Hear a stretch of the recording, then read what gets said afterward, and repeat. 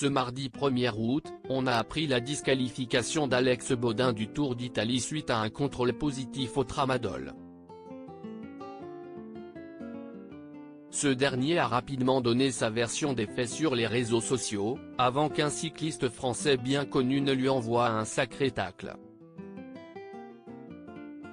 Les soupçons de dopage sont inhérents au sport de haut niveau, mais le cyclisme décroche certainement la palme de celui qui entraîne le plus de suspicions. Lors du dernier Tour de France, les performances hallucinantes de Jonas Vingegaard, facile vainqueur de la grande boucle 2 années de suite, ont été particulièrement questionnées, que ce soit par les amateurs, mais également par les professionnels. Pourtant, assez peu de cas de dopage avérés se produisent mais, ce mardi 1er août 2023, on a appris le déclassement du Tour d'Italie du coureur Alex Baudin, suite à un contrôle ayant révélé dans son organisme la présence de tramadol.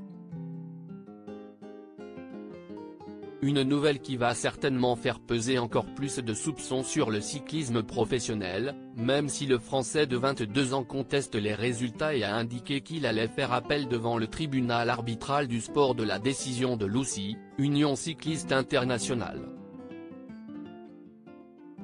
Pour se défendre, il a même décidé de publier un long message d'explication sur les réseaux sociaux, mais visiblement, sa vision des choses n'a pas plu à tout le monde.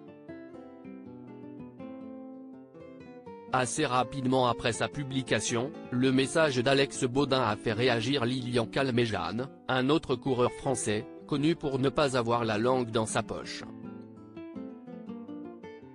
À l'insu de mon plein gré. Énormissime ce jeune homme, lance-t-il de manière très ironique. Avec cette petite phrase, il rappelle la défense de Richard Virenque, tournée en dérision à l'époque de l'affaire Festina, notamment dans les Guignols de l'info sur Canal+. On pourrait donc croire que Lilian Calmejane enfonce encore plus le jeune homme. Pourtant, lorsqu'un internaute le félicite pour sa prise de parole, en indiquant qu'il a lui aussi fait partie de la même équipe cycliste, AG2R Citroën, il met les choses au clair, pas du tout, et justement connaissant l'éthique de l'équipe AG2R, je suis convaincu qu'on ne lui a pas donné cette molécule.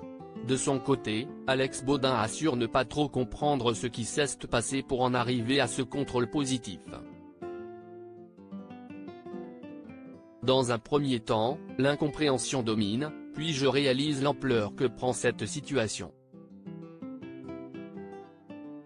Depuis mon plus jeune âge, j'ai pratiqué ce sport que j'aime tant avec éthique et respect, indique le jeune sportif, qui va désormais se lancer dans une bataille juridique pour tenter de s'innocenter.